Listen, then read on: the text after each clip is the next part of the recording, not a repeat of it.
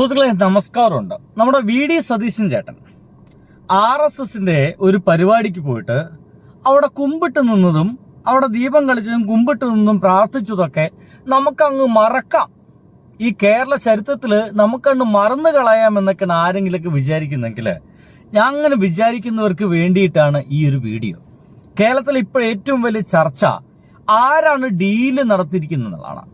അതായത് കോൺഗ്രസ്സുകാരാണോ BJPയുമായിട്ട് ഡീല് നടത്തിയിരിക്കുന്നത്, അതോ കമ്മ്യൂണിസ്റ്റുകാരാണോ BJPയുമായിട്ട് ഡീല് നടത്തിയിരിക്കുന്നത്? നമ്മുടെ അറിവിൽ നമുക്കൊരു കാര്യം പ്രതീക്ഷിക്കാം, 1% പോലും കമ്മ്യൂണിസ്റ്റുകാര് BJPയുമായിട്ട് ഒരു ഡീലും നടക്കാനുള്ള സാധ്യതയില്ല എന്ന് തന്നെയാണ്.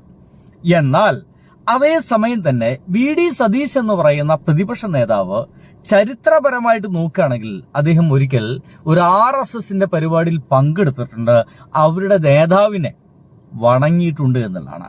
എന്തായാലും നിങ്ങൾക്ക് ഇതിനു വേണ്ടി 2 വീഡിയോ ഞാൻ കാണിച്ചു തരും. രണ്ടാമത്തെ വീഡിയോ എന്ന് പറയുന്നത് ന്യൂസ് മലയാളത്തിന്റെ വീഡിയോ ആണ്. ആദ്യത്തേത് അരുൺ കുമാറിന്റെ വീഡിയോ ആണ്. ഇത് രണ്ടും കേൾക്കണം. ഇത് ചരിത്രമാണ്, അറിയാനുള്ളതാണ്, പഠിക്കാനുള്ളതാണ്.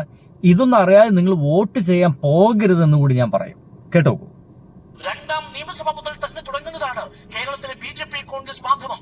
അന്ന് RSSന്റെ ജനസംഖ്യന്റെ സ്ഥാനാർത്ഥിയായിരുന്ന P. മാധവമേനോനെ പിൻവലിപ്പിച്ചിട്ടാണ് രാഘവൻ നായരെ അന്ന് മത്സരിപ്പിക്കുന്നത്. 1960 പട്ടാമ്പിയിൽ ആ മത്സരത്തിൽ EMS നമ്പൂതിരിപ്പാട് വിജയിച്ചു വരുന്നുണ്ട് 7000-ലധികം വോട്ടിന്റെ ഭൂരിപക്ഷത്തിൽ.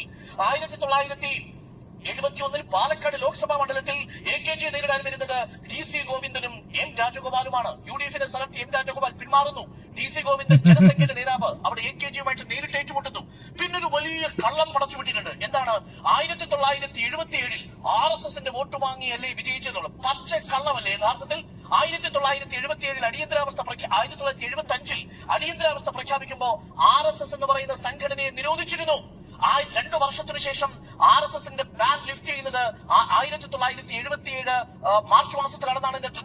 ഞാനിതിങ്ങനെ ഇടയ്ക്കൊരു ഇടപെടുന്നത്, ചില ആളുകൾക്ക് ഇങ്ങനെ കടപട എന്ന് പോകുമ്പോഴേ വലിയ കൺഫ്യൂഷൻ തോന്നരുത്.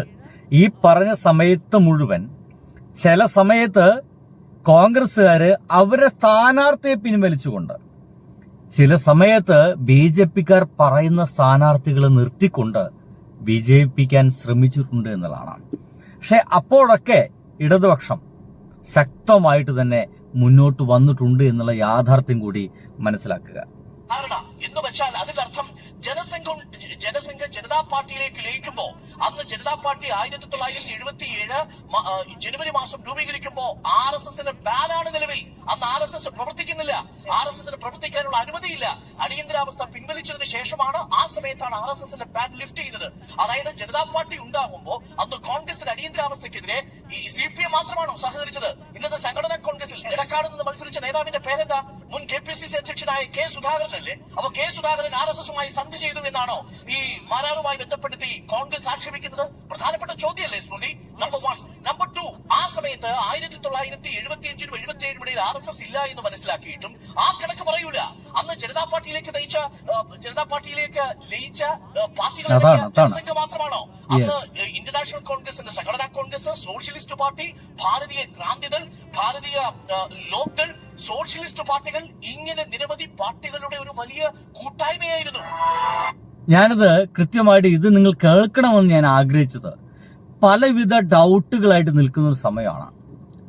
എന്തോ അടഞ്ഞ പിണറായി വിജയൻ RSSുമായിട്ട് സന്ധി ചേർന്നോ എന്നൊക്കെ തോന്നുന്ന ആളുകൾക്ക് പിണറായി വിജയൻ മാത്രമല്ല, ഇവിടുത്തെ ഒരു CPMകാരനും RSSുമായിട്ട് ഒരു സന്ധിയും ഒരു ജന്മകാലത്ത് ചെയ്യില്ല എന്നുള്ളതുകൊണ്ട് തന്നെയാണ് ഞാനിത് നിങ്ങൾക്ക് കാണിച്ചു തരുന്നത്. കഴിഞ്ഞിട്ടില്ല.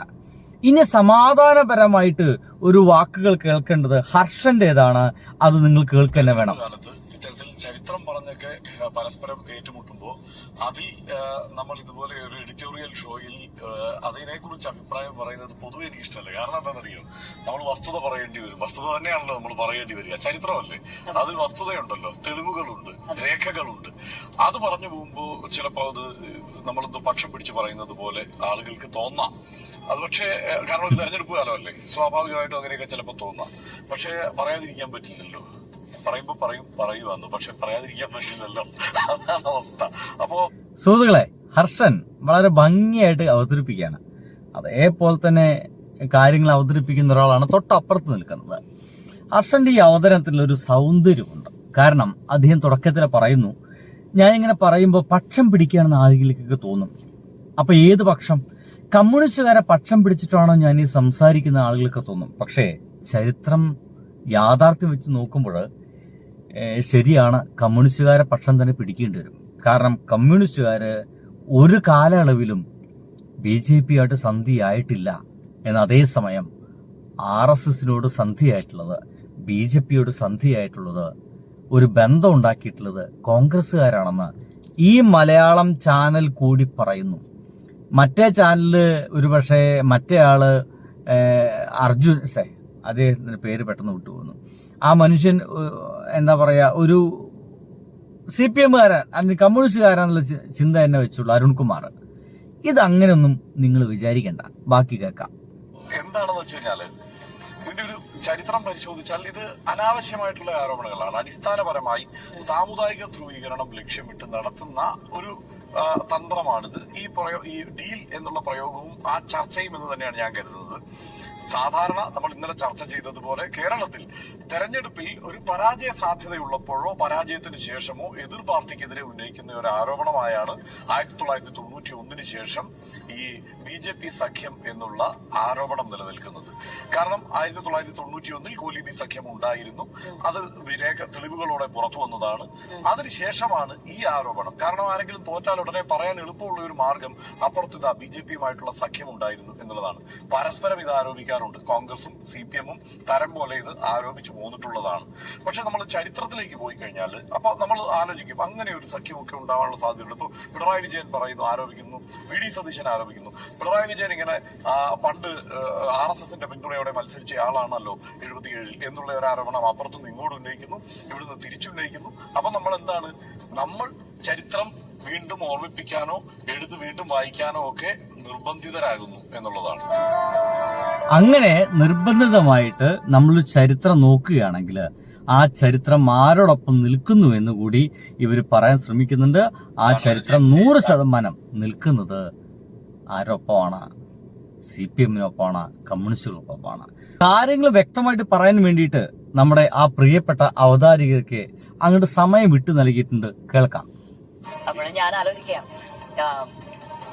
എന്തൊരു അവസ്ഥയാണ് ഇതെന്നുള്ളത്. വലിയ വായനയും അറിവും പുസ്തക വായനയും വിദ്യാഭ്യാസവും ഒക്കെ ഉള്ള ഒരു പ്രതിപക്ഷ നേതാവ് ഇത്തരത്തിലുള്ള ഒരു വലിയ ആരോപണം ഈ തെരഞ്ഞെടുപ്പ് കാലത്ത് മുന്നോട്ട് വെക്കുമ്പോൾ ഇത്തരം ചരിത്രാവബോധം അല്പമെങ്കിലും അതിൽ തൊട്ട് തീണ്ടണ്ടേ എന്നാണ് ഞാൻ ആലോചിക്കുന്നത്. അത് മാത്രമല്ല, എന്തിനാണ് ഈ നുണകളെ ആശ്രയിക്കുന്നത് എന്നുള്ളതും കൂടെ വളരെ കൗതുകത്തോടെയാണ് ഞാൻ കാണുന്നത്. അതെ, ഇനി ഇതിനൊക്കെ ഒരു രസകരമായ സംഭവം, പിണറായി വിജയൻ വളരെ വൃത്തിയായിട്ടൊരു പോസ്റ്റ് അങ്ങ് ഇട്ടു.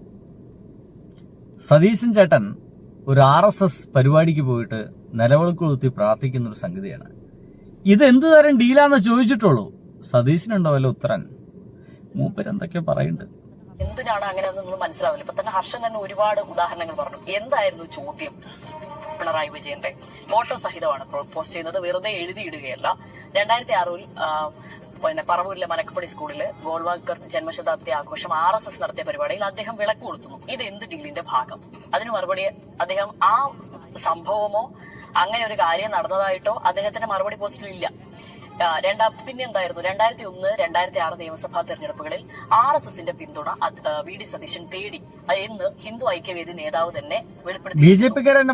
2 ആരോപണങ്ങൾ. ഇതൊക്കെ ഏത് ഡീലിന്റെ ഭാഗം? ഇതാണല്ലോ ചോദ്യം.